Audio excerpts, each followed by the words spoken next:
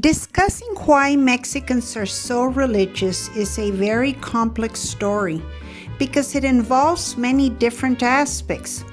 But I will try to give you a general view of how all this came to be.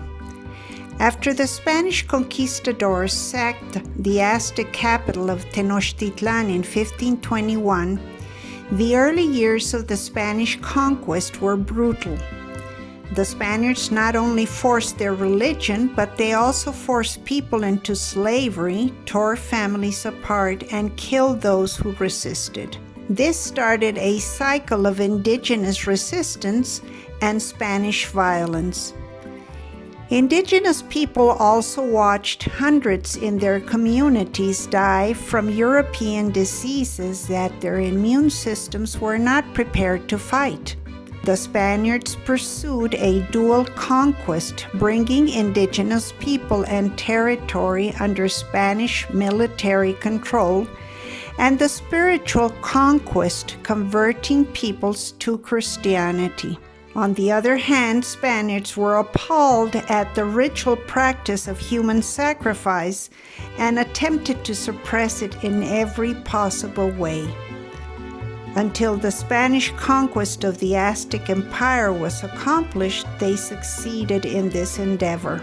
The conversion of indigenous people was a negotiation that blended elements of the Aztec religion and Catholicism. For example, each had a strong priestly class with a hierarchical structure and shared similar symbols and rituals. The Aztecs and the Spaniards imposed new gods on conquered people. However, the Catholic missionaries were often frustrated to find images of Jesus and the Virgin Mary alongside Aztec gods. Some indigenous people converted because they sought the protection of priests against the cruelty of the Spaniards.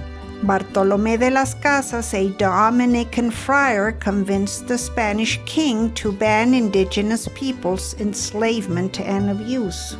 And there were different motivations for the indigenous people to convert. Becoming Christians gave them a better position in colonial society. When Our Lady of Guadalupe appeared in 1531 to Juan Diego, an indigenous man already converted, is a true example of religious syncretism, which accelerated the conversion. You can see Our Lady of Guadalupe's image stamped on Juan Diego's cloak in her shrine in Mexico City. There have been complete studies of all the different signs in the image that told the indigenous people that it was good to convert. The different signs are stated in our post, The Apparition of the Virgin of Guadalupe. The image emerged as an important symbol of belief, especially to converts who saw her as a protector. Miracles started to happen, and this increased their faith. Indigenous symbols and practices brought old practices to the new religion. Festivities fell on the same days as Catholic holy days. The friars built churches on top of their temples, so little by little the memory of their indigenous religion started to fade away. They also built churches in major Indian towns with the same model of the main square and the church in the middle. The friars translated the Catholic doctrine into Nahuatl. Thus, the languages of faith blended. With the so-called Franciscan friars, or the 12 Apostles of Mexico, the spiritual conquest of Mexico was accomplished. However, there was a dark side of this spiritual conquest when the Inquisition was established in Mesoamerica. Just in case there were still indigenous people or even mestizos not converted. Mexicans are very religious. They manifest it differently, especially in small towns, where the patron saint's festivities are significant. Religious was imprinted in the minds of Mexico, and that is part of the culture and customs of this country.